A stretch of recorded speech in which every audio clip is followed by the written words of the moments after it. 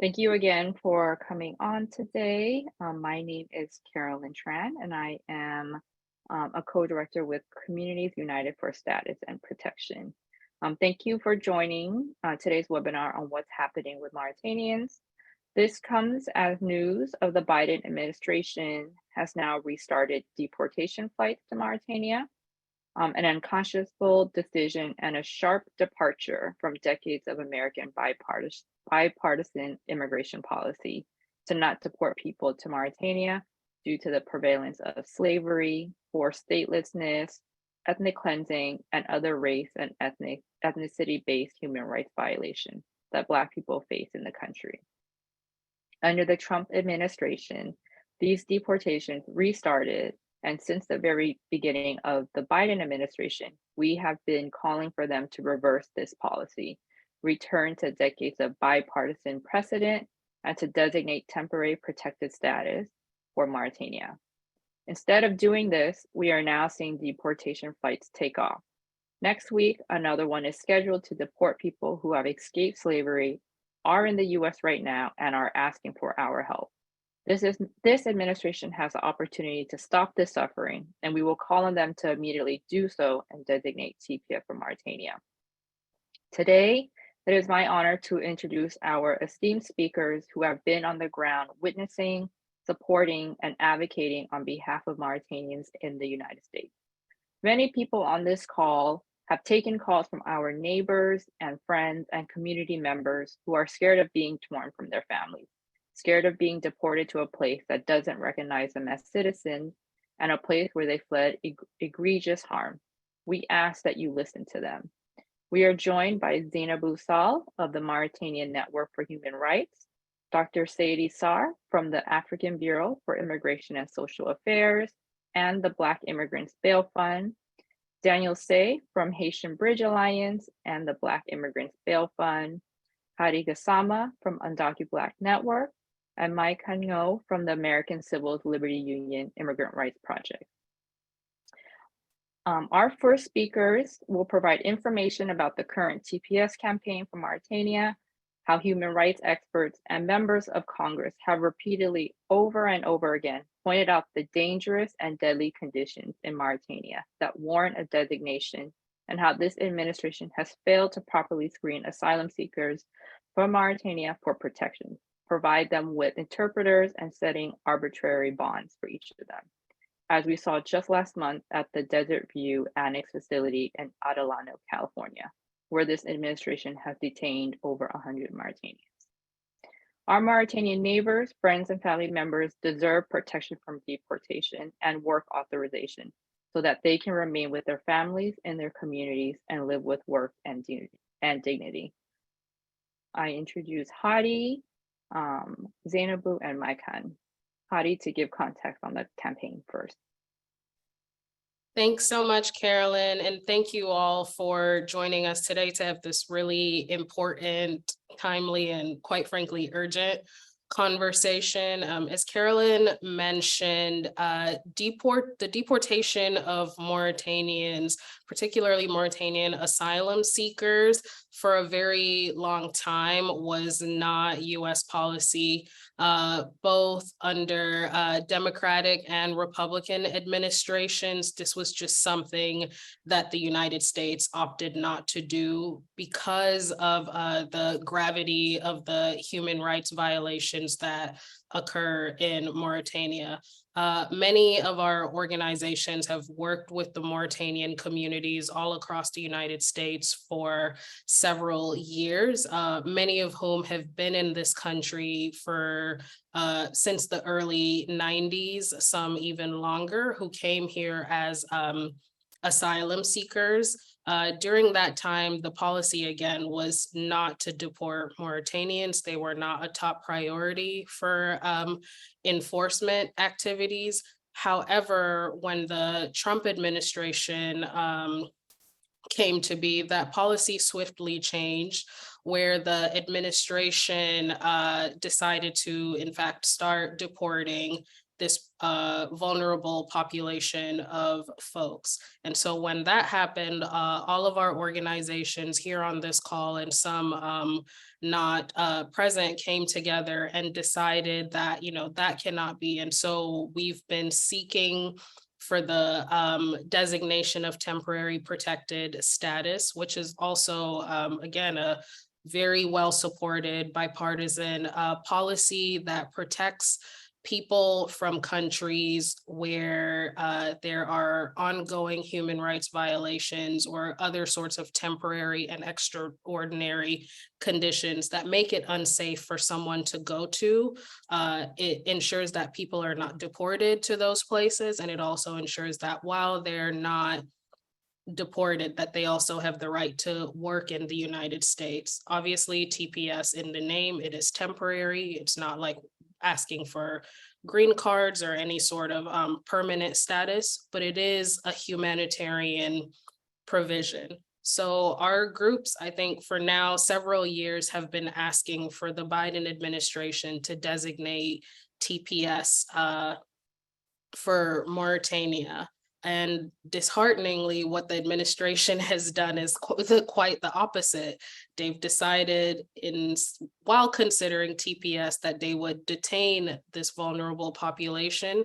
And as recently as week before last, start deporting people to this place. And I know my colleagues will talk more in depth about the country conditions that people are fleeing from and the current country conditions that the Biden administration is deporting people to. I'll just close out with highlighting that the TPS campaign for Mauritania is one of the longest TPS campaigns we've had ongoing. And for us, that is no coincidence. We understand that this population is vulnerable. They are predominantly Black, and they are fleeing from anti-Blackness and anti-Black slavery in particular in their home country.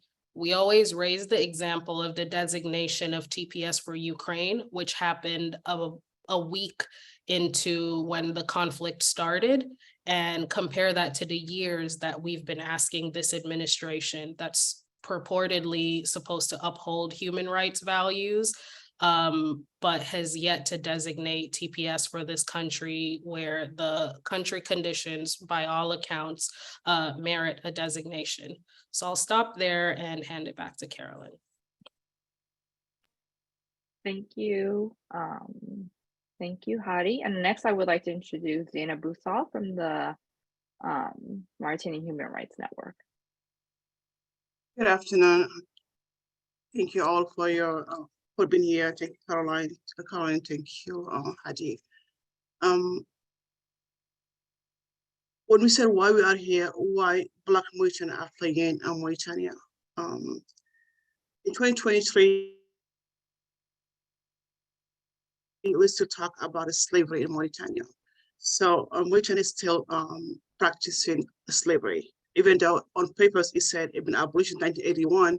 Until now, 2023, we don't have more than 4 cases who've been taken to court.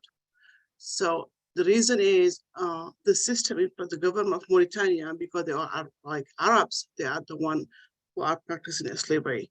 So more than 90,000 Black Mauritanian are still slaves today in Mauritania, and all are Black.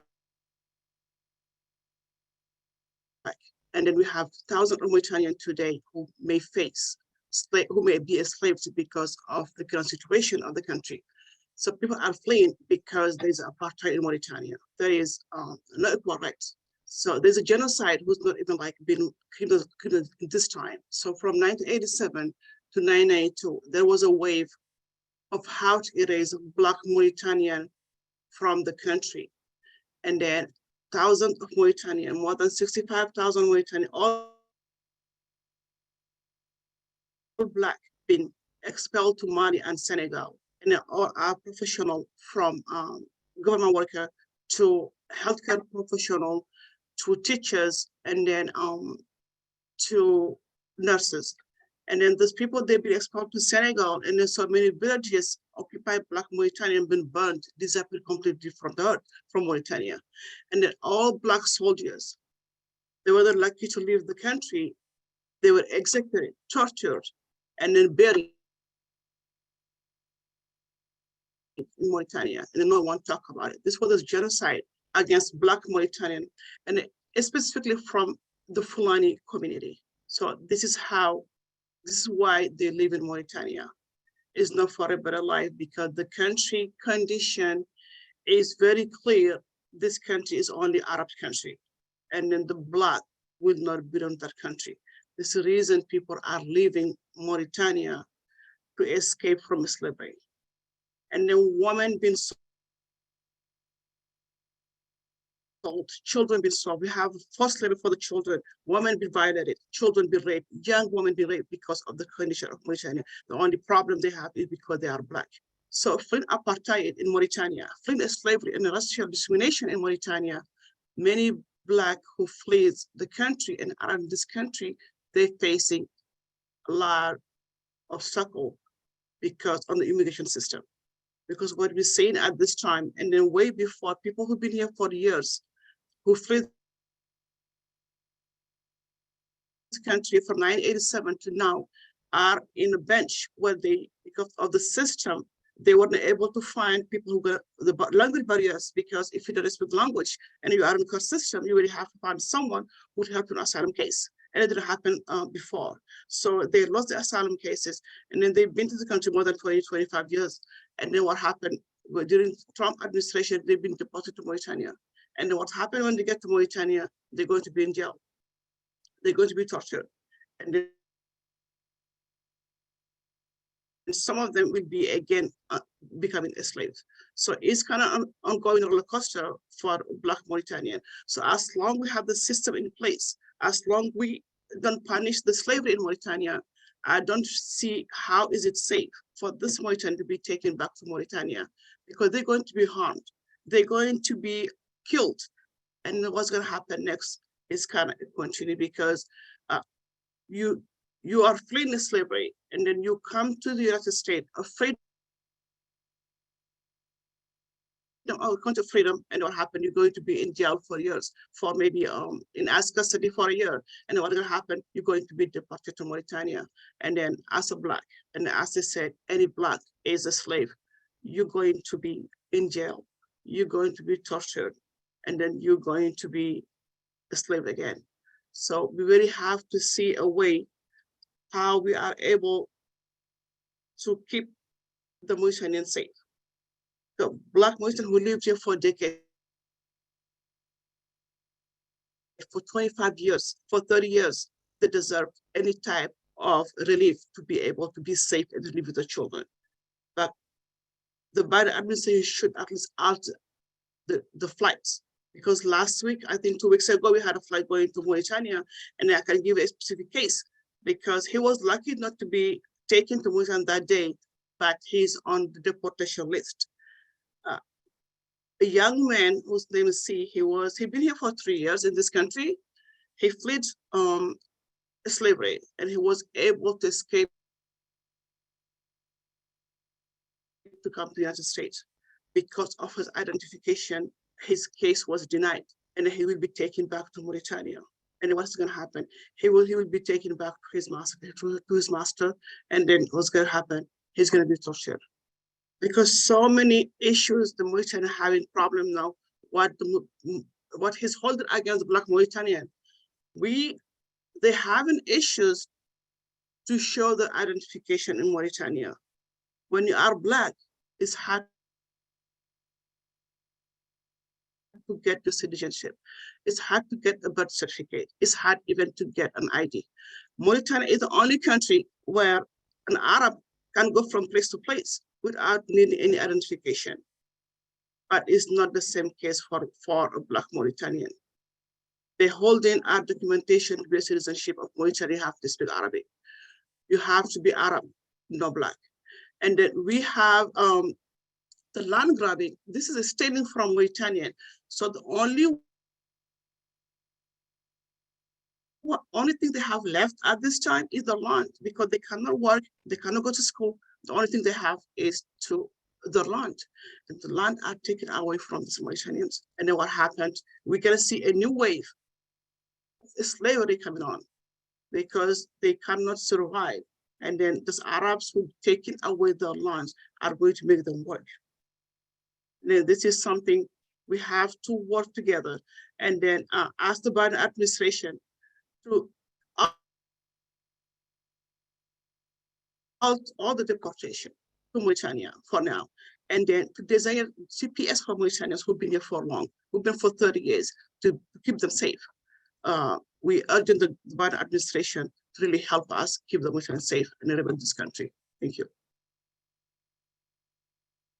Thank you so much, Zainabu, for uplifting the horrific country conditions and the need for this administration to halt deportations and protect Mauritanians who are here in the US. I would like to introduce Mike Han now from the ACLU to talk a little bit about what is happening to Mauritanians who are seeking asylum and protection here. Thank you so much, Caroline, and thank you in general for the opportunity to be included in this space. We're really proud to be partnering with Black leaders and Mauritanian advocates, Haitian Bridge Alliance, and other organizations on this call who've been really leading the work for so long and are the real experts in this space.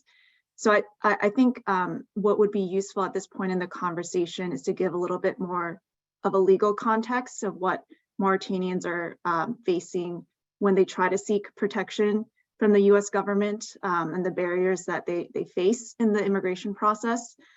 I'll say what's happening to Black Mauritanians is both unique to them, but also reflects larger issues with the immigration process and the way that we treat asylum seekers in the United States.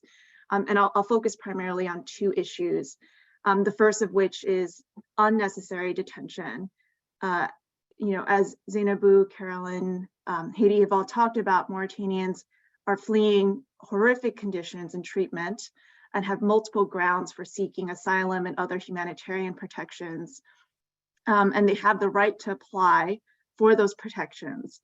But instead of exercising their discretion to release these individuals, let them apply for asylum, while living in the community, ICE is arbitrarily keeping asylum seekers in detention, forcing them to represent themselves from deportation while detained in essentially jail-like conditions.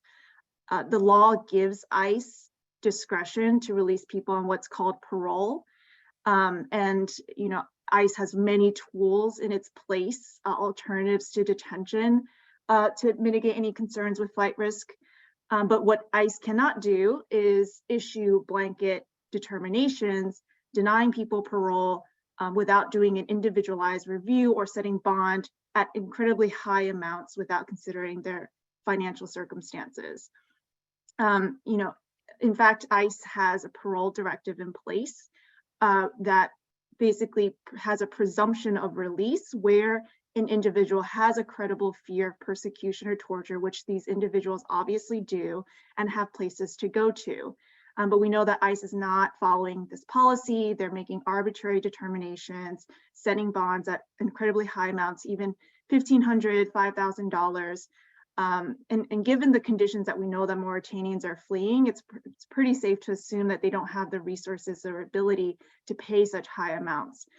Yet ICE is issuing these blanket determinations, reflecting just how this government is really on autopilot with regards to detention.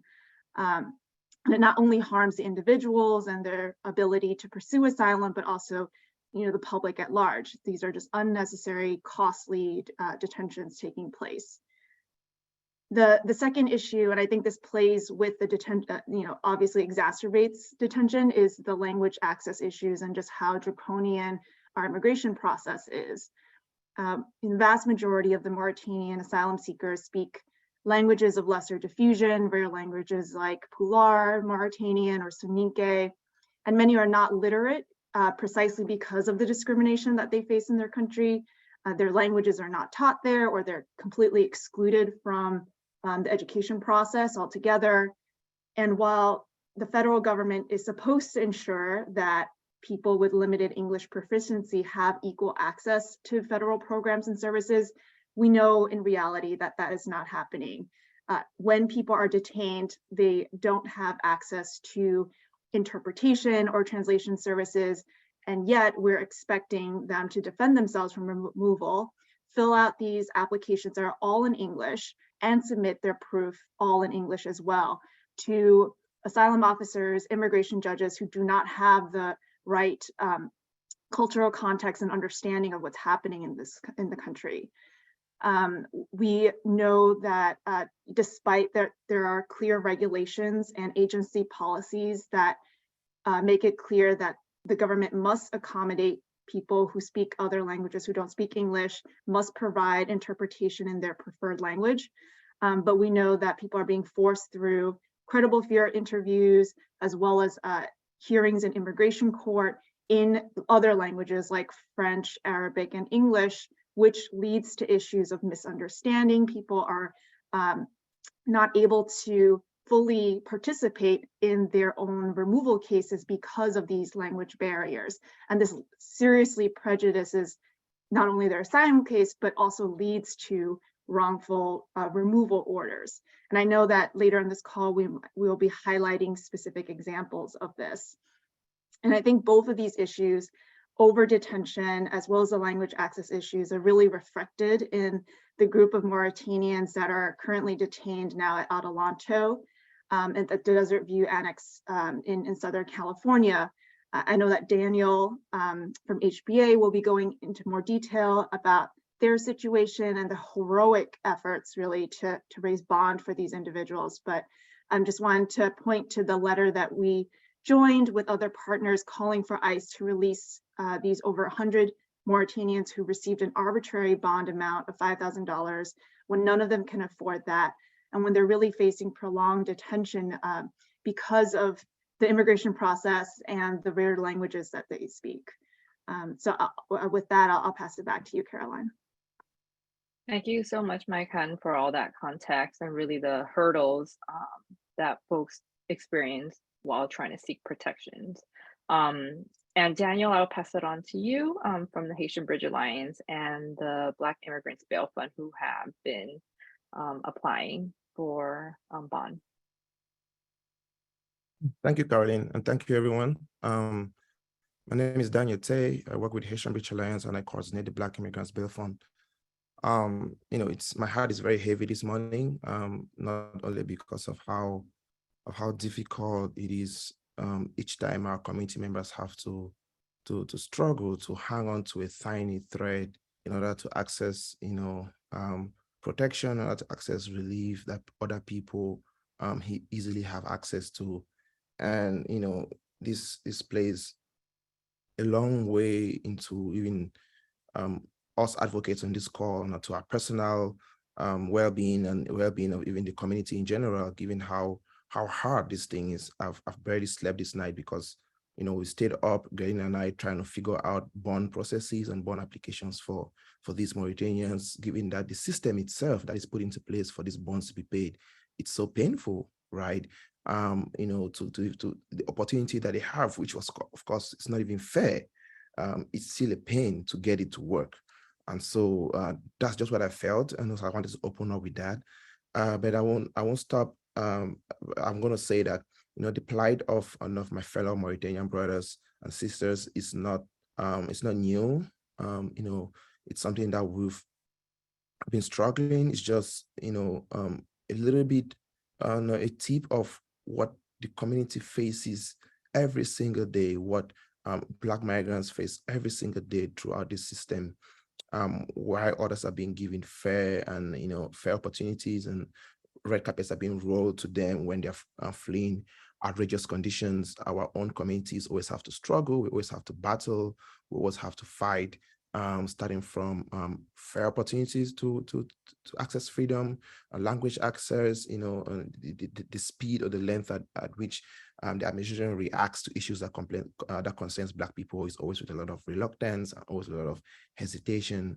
And, our people continue to die and suffer every day in detention. And I speak wholeheartedly of these issues because I know what it feels like, given that I've been locked up in these spaces for a long period of time, and I know how exactly it feels. And if only these people could be given an opportunity to be set free. I'm supposed to be talking about, the bond process and how it's working for the Mauritanians, but I wanted to lay the ground on that particular issue. I won't go any further, but I want to thank all the partners that are on the ground and partners that have been working extensively to help release some of these folks. I think we have over 50 people so far who've been released out of this group from the tracking that we have. Our partners on the ground that have helped posted bond. I cannot name all of them on this call, but it's really, really amazing the support that we're able to rally. However, there's still much more to be done, right? The Black Immigrants Bill Fund sent out an emergency a request or emergency need for funding to bond people out. Mind you that this request of over 110 Mauritanians came in on a pile of over 50 or 100 more bond applications that were already pending with the Black Immigrants Bill Fund because of how high Black immigrants are giving bonds, right? I always say that I had a bond of 17,500. My bond mate who had submitted less documents had a bond of 1,500, and that's when I started questioning the system, right? And so because our committee members always have high bond amounts, we have the tendency of staying in detention longer, tendency of suffering solitary confinement longer, tendency of not having access to language and living the fair process of asylum, as Mike was explaining earlier. So we have this emergency request for funding and support for us to be able to bond some of these, to bond all of these people out.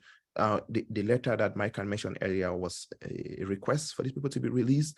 I'm going to say it boldly, right? If it was some other country, privileged country that was not Mauritania, that people were fleeing in such huge numbers, trust me, there would have been a special process that would have been designed for them, making sure that they don't have to experience detention. They would have been put in well-furnished homes and well-organized processes for them without even experiencing detention. We've seen it happen before. People were being evacuated and being offered, smart and beautiful outline processes that made it possible for them to access safety. But with the Mauritanians and other Black migrants is that we have to rot in detention. And so we have this opportunity to bond people out. And so we need folks to support the Black Immigrants Bill Fund. Again, thanks to all the partners on the ground who have been supporting to bond these people out. So far, we have over 50 people who have been released. We are going to drop the link in the chat where people could visit the Black Immigrants Bill Fund website to learn more about this campaign, to able to support and provide context to other people who are able to support as well. But however, I want to talk really briefly about the discretion of these ICE officers in issuing these bonds, as Mike mentioned. We see that there is a huge manipulation of discretion when it comes to Black migrants without no individualized determination, specifically for the cases of Mauritanians when these bonds were being issued. The standard procedure was not even offered because these people were not even conducted credible fears because there's no language, and the process is just a mess. As I think she said it right, it's unique. What Mauritanians are facing is part of what Black migrants face in general, but it's specifically unique because it's just disheartening how these individuals are being treated. And so, each time we have to get on calls and Zoom meetings like this to talk about these issues, it's always heavy in our hearts, but we really want people to speak up. First on TPS designation for Mauritania, and for the unfair treatment of Mauritanians and other Black migrants in detention centers to end. And so I'll leave it at that and I'll pass it back to you, Caroline. Thank you so much, Daniel, and for all the work that you and HB are doing to support Mauritanians who are being held in detention. I would like to introduce now Dr. Sadie Sarr, who is graciously joining us from Honduras to talk about the work that ABISA is doing on the ground, but also what she's seeing with the detention and the Black Immigrants Bail Fund. So Dr. Sadie Sarr, nice to have you with us. Assalamu alaikum, everyone, and thank you so much for this this very important work that we have to sit down today and talk about it. What we know is that there has been a rise in numbers of migrants seeking refuge, right? But with that, we also have known that there is an alarming increase of discriminatory punishment. And the issue of that cannot be, ignored. The federal government often lean towards implementing policies that are promoting deterrence, right? You guys have seen lately in the news, the buoy that have been caused all this drama that Governor Abbott have done, but this is not new because punishment, exclusion, and ban laws is what we as a government have always leaned towards to. What is concerning, like Daniel and everybody else in the call before me have said, is that the perspective of how that look like when it's come to Black migrant is rarely considered.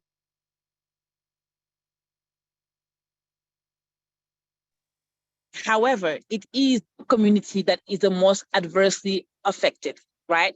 We know that Black migrants make up to 6% of those in ICE custody, right? But they also account for a shocking plus 28% of reported cases of abuse, with more than 17,000 reported incidents in the last 6 years, right? We know that we do have 3.5 higher incidents of experiences abuse for the non-binary Black individuals who are in detention, that 48% of Black immigrants are reported being placed in solitary confinement. This is just to show what are those conditions. If you now couple that with the arbitrary amount that they are being given, so you have a recipe for beyond inhumane treatment. And this is why today, when we wake up one day and find out that 100 asylum seekers have been dumped in one specific facilities and they are stuck there for not being able to pay an arbitrary $5,000 at the Black Immigrant Bail Fund, we sit down and think of what have happened the last 2 years. Because in the last 2 years, between 2020 and 2022, the Black Immigrant Bail Fund received over $5 million in bond requests for Black immigrants, right? 230 individuals was able to be bailed, but that means, you know, we have to scrape and ask friends, ask others bond fund to be able to pay over $2 million in bond for Black migrants. And that should not be okay. Yes, we did it. Yes, folks was out. No, it is not something that should be put on communities to fin for. Communities that we know that usually don't get the resources they need. They don't get the support they need. And like Hadi say, why is the TPS campaign for Mauritania is the longest running TPS campaign that we have to have when we turn around and have people within a week, within 10 days, conditions being there, they found a solution. So what we need to look up is like, how do we as a society continue to dehumanize Black people and Black bodies, how we are comfortable with having those bodies be in pain, be in sufferance, how we are comfortable with the idea of saying, we're gonna send you back to a system where you could be enslaved, where your liberties are going to be definitely limited, where your citizenship is not going to be acknowledged. Like we have seen people in the US who was in the process of getting their paperwork, who needed to prove their citizenship and could not call in Mauritania and say, get me my birth certificate. The response is like, oh, where were you in 2012 on our last census? You were not in the country, so therefore you are not a citizen of the country. How do you lose your citizenship for not being there when census happened? This is not something that as, you know, a society, as values that we have in the society that we even imagine. However, these are the conditions that the Mauritanians have to contend with because they don't have no other way. In that being said, we as a community, as a continent are like, okay, we know this is not right, but we think it's okay for you to still be sent back to the condition that we would never accept, we would not go for. And that's the conversation that we need to also look at. The price of freedom, what does it look like? Who are the one whose freedom is always being impeded wherever they are in this world? And those are Black people. So today we're having this conversation to raise the awareness on that. Mauritania is on the palette today, is on the table. A couple of years ago, it was Cameroon. We still have a conversation over Sudan, and all these other Black organizations are talking about how Black communities need the support and never gets it. And this is another rallying cry that we are hoping that out of here, we're going to continue doing work to ensure that Black bodies, Black immigrants, Black voices are being centered and their needs are being met by our policies, by our funding, and by also the way that we decide to conduct business in the system that we are. Thank you so much for your time. Thank you so much, Dr. Sadie Sarr. And for really the context of the challenges and systematic anti-Blackness within our immigration system that dehumanizes Black immigrants. I would like to now pass it to Zainabu, who is going to share a story of an impacted community member who was here in the United States, a community leader, and then was deported. Oh, Zainabu. Thank you, Caroline. Thank you, Dr. Sadie. I want to share with you a case we've been working for more than 3 years and then had the system upheld. Now, as is an ongoing situation, how the system, because the system is hurting Black Mauritanians, because this has been ongoing for long. So this young gentleman, Idrissa C, he was escaped from slavery because he was the one who was young. So he was able to flee Mauritania, and then he went the long journey from Brazil to the United States. He was, as usually, he was put in custody, and then he did pass his CFI. So that's the bingo when you pass your CFI, and then this is a good thing, you can be released from ICE custody, but lack of a sponsorship, because he could not find anyone who provide a proper document to ICE for him to be released. He was kept in jail. So now he had to fight his case before the immigration judge. With language barriers, he wasn't able to defend himself because so many Mauritanians, Black Mauritanians, never get a chance to go to school because of lack of documentation and even lack of resources, because where they live, they don't even have teachers. So he doesn't know how to read, he doesn't know how to write. So times for us to get a pro bono lawyer, case more forward, and then he really was on deportation. The lawyer did help, and then, but it was so hard to find a speaker who will be able to help him in court, because when we said Pular is Pular, but Pular is so different, is different. So many of Mauritanians asylum seekers are losing their cases because when they say Pular, they can bring Pular from Guinea. It's completely different from Pular from Mauritania. That have to be clear, because they cannot understand whoever comes from Guinea or Cameroon or Nigeria. It's way different. So he did struggle with this for 3 years. Mr. C was not able to be released from ICE custody.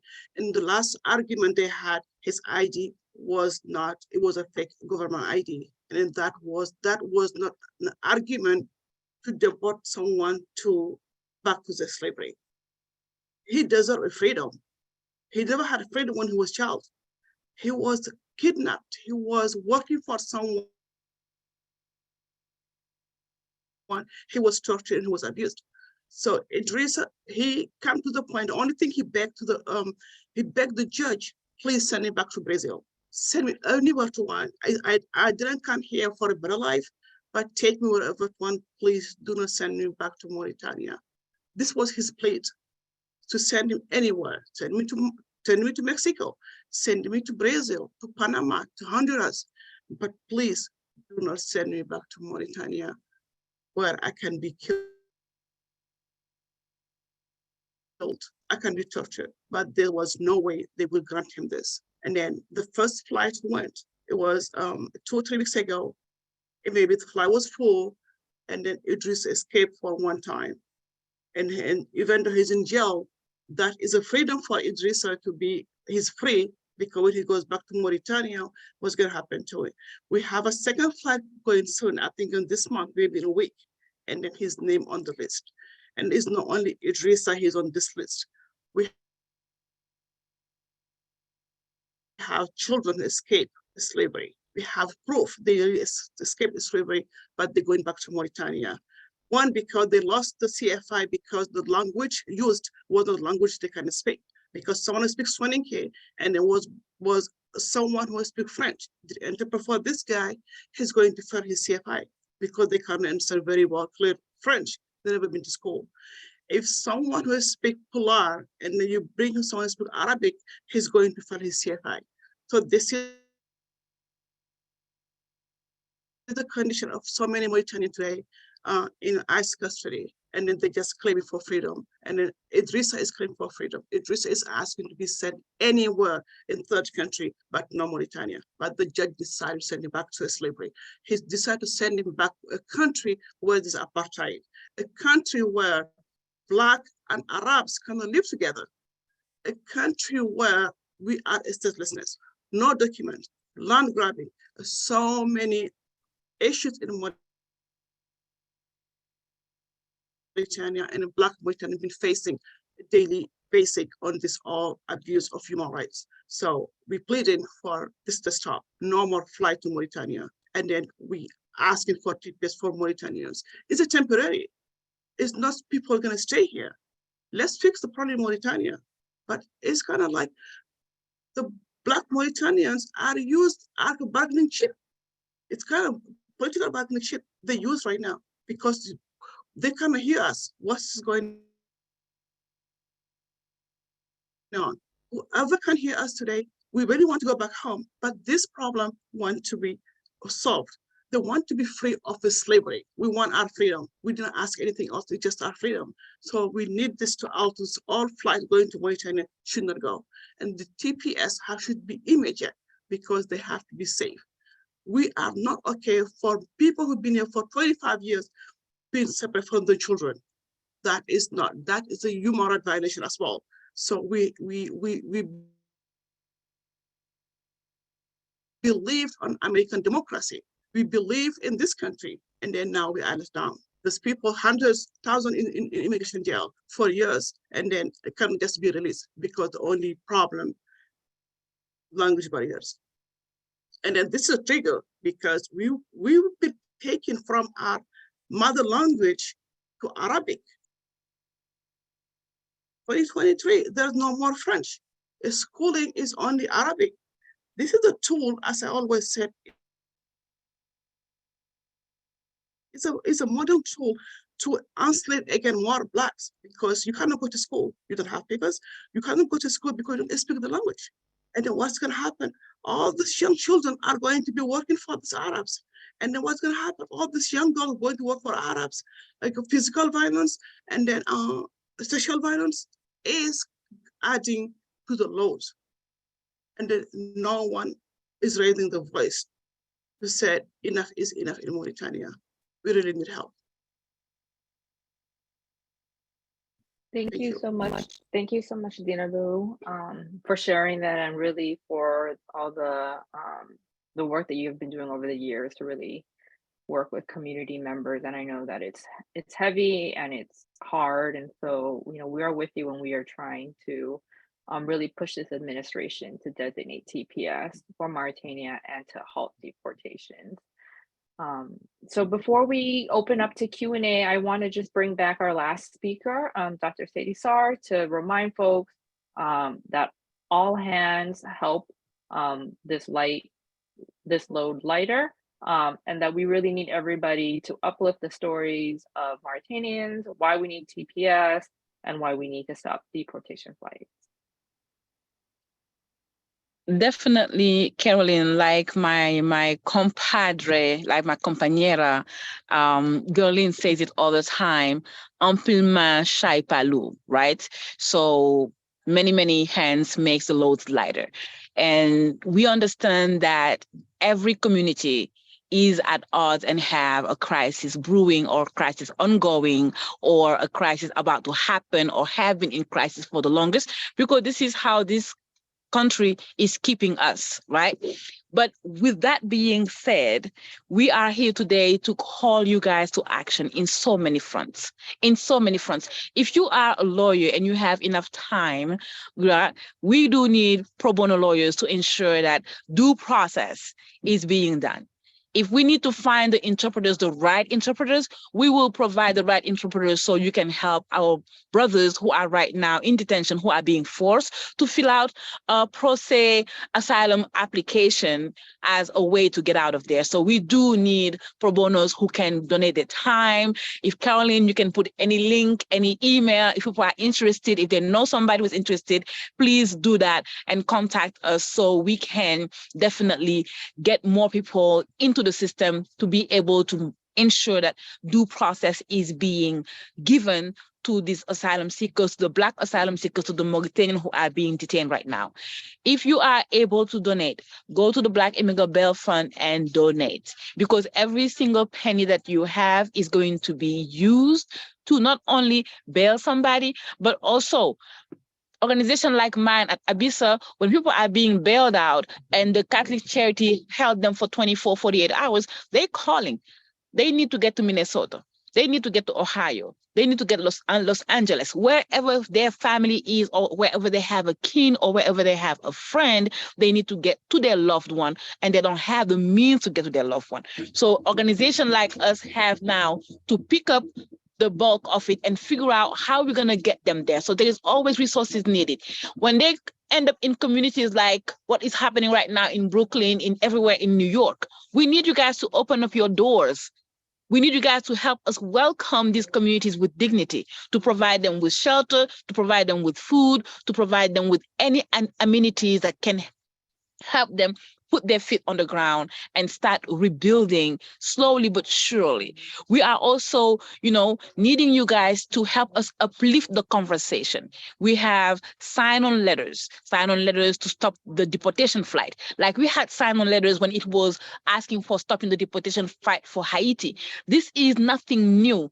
We have seen this over and over and over again in Black immigrant communities. So please take the time to sign on these letters, to call on your congressperson, to call on your representative, ask for temporary protections status for our communities, ask them to make sure that this flight don't get off the ground, ask them to ensure that this discretion that is being given to this ICE agent to decide on the life of these people to be limited, so that we ensure that our communities get their fair share, and that the value that this country go around the world talking about, that they apply them to the people who are coming to their borders and to the people who are into their custody and into their care. Because if you walk around and say, we are the most democratic, the most this, the most that, I need for that to be seen and implemented equitably among everybody. So therefore, if you are able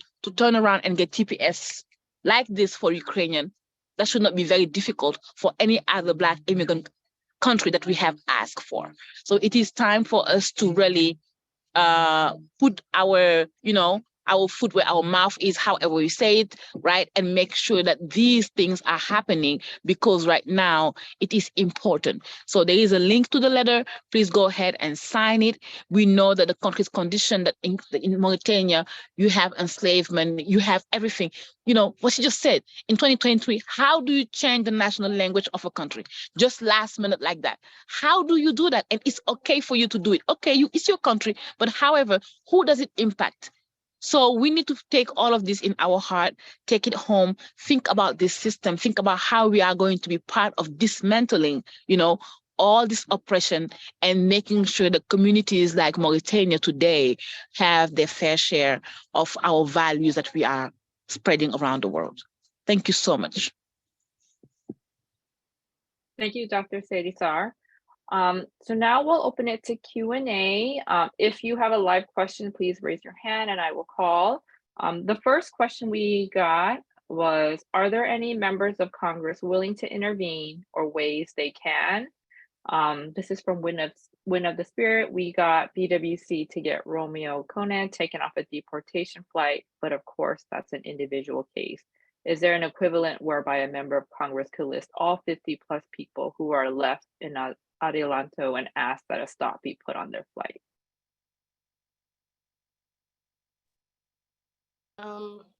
I can jump in for that one. I know for our campaign for TPS, Senator Brown of Ohio's office has been extremely helpful. And in fact, they've written a letter to the Biden administration asking that TPS be designated. They have been informed of the situation around the asylum seekers who are currently detained in Adelanto. I think they said that they would seek more information about it.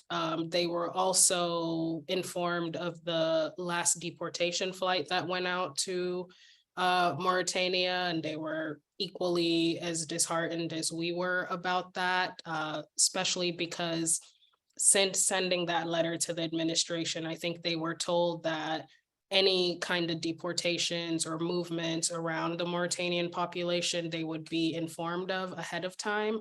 And that was not the case for this last deportation flight.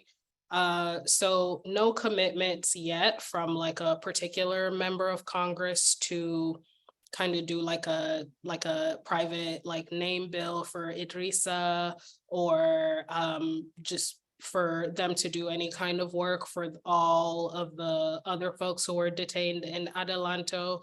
But there certainly is a congressional champion for TPS for Mauritania, and we're working very closely with them to see what else they can do in their capacity.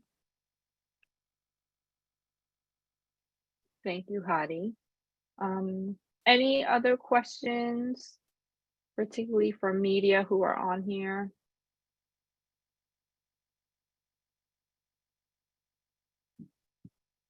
Oh, okay. Let me see. Maria? Hi there. Thank you so much for everything that everyone shared today. I just have a follow-up question on sort of lawmakers, members of Congress, this administration. I'm wondering if, and sorry if I missed this, if you could just speak to this administration's sort of stance on more TPS for Mauritania, and then if there's maybe, has there been any sort of support from members of Congress for this designation?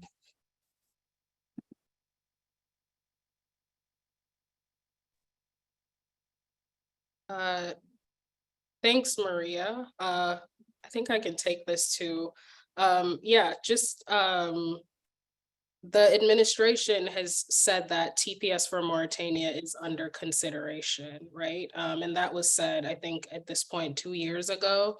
It is now. There have been several conversations between advocacy groups and the administration at all levels, from the State Department to the White House to USCIS, about this push to get Mauritania designated for TPS. And just as I mentioned, there is congressional support for TPS for Mauritania.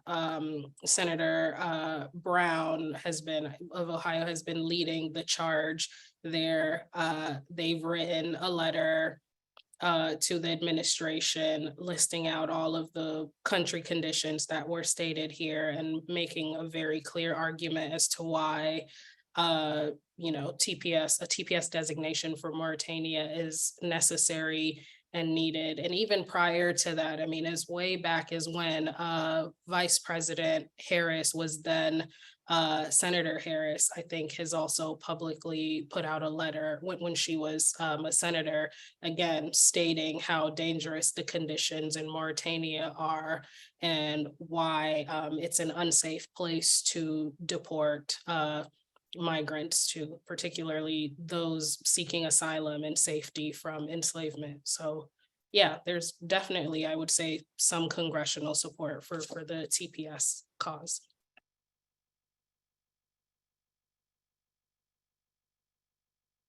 Thank you. Okay, we have another question, follow up from the first one. Hadi, does it matter if the detained people are from a given rep or senator's district? If not, in New Jersey, we can try BWC and Payne Jr. Though AFSC New Jersey tells us that there are several folks from Mauritania detained in New Jersey currently. Yeah, I mean, I can speak, and I know because Daniel, you also are working so closely with these folks. You can talk about the efforts, but I think from just the Hill advocacy side of things, I think any kind of connection between the representative and the person detained is helpful. So for example, if the person detained has a sponsor in the elected officials district or state, that's helpful.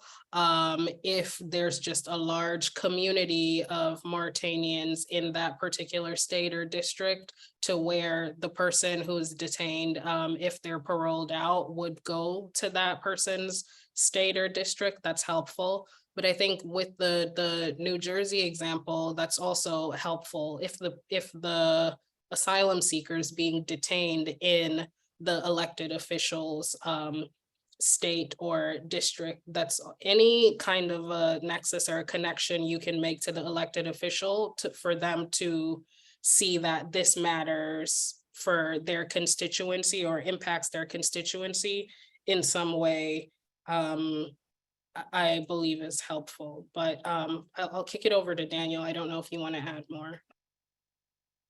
Sure. Thank you, Hadi. And from following up from what Sadie said, right? We don't have to sit silent. It doesn't have to be a specific member of Congress or whatever. That's the rule for whatever procedure they have going on there. But I think the more we speak about this issue from every angle, I believe other members of Congress, even if they're not in the district, could openly speak about this if they consider the conditions that these individuals are facing. And so to that, I did hear about people who are being sent to Louisiana, and now I'm hearing about New Jersey today. People are being moved around again, just so folks are aware. This is strategy, right? To displace people, to destabilize them, and so we are ready to support these people out of New Jersey. But again, adding from what Hadi said, members of Congress, no matter what connection they have, organizations that are in New Jersey could support as well.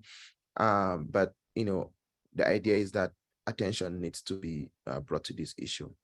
And I'm happy to connect with you after this, Adam, to follow up on the folks in New Jersey.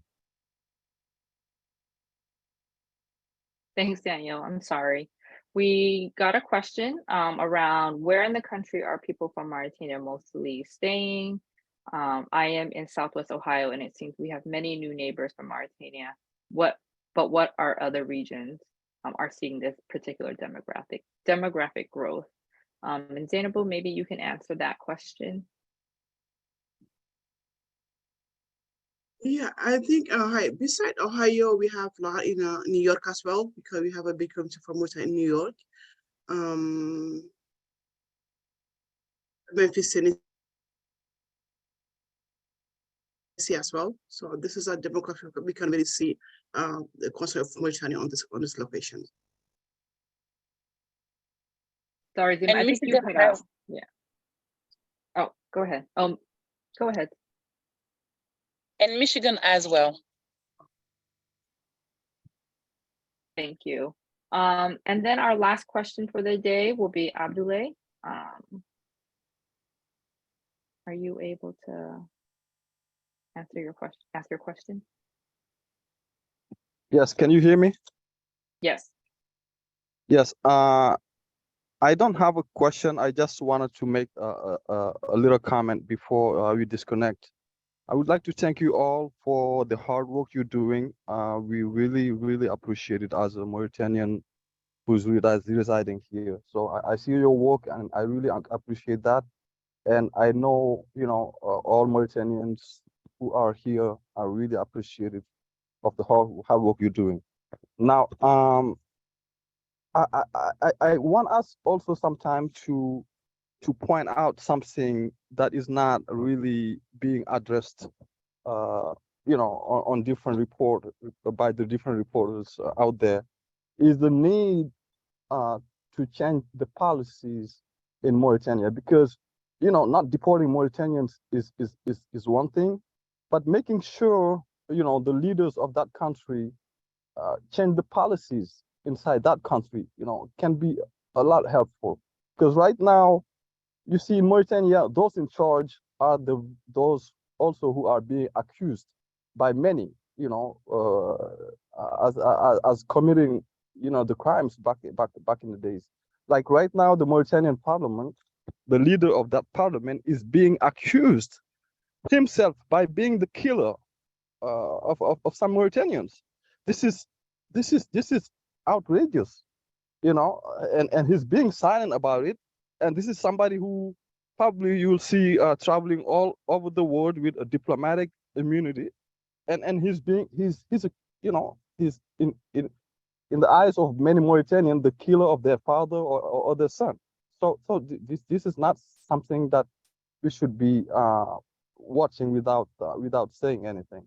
And as I said, you know, not deporting Mauritanian is good, but if Mauritanians can stay in their home without creating, without any fear of slavery or any type of discrimination is even better. So I'm gonna stop here. As I say, thank you everyone. I really appreciate all the hard work you do. Thank you so much, Abdoulaye, and thank you for all the work that you are doing as well. So that wraps up our webinar today. If you have any questions, please email info@wearecusp.org and we will direct it to the right organization and speaker. I really want to thank all of our speakers today for not only sharing about the work that you're doing and uplifting the horrific conditions, but really your continued commitment to making sure that Black immigrants in this country deserve equitable and fair treatment within our immigration system. So thank you so much to everybody. Please reach out if you have any questions, and we hope that the next time we see you, we'll be celebrating TPS for Mauritania. Thank you. Thank you so much.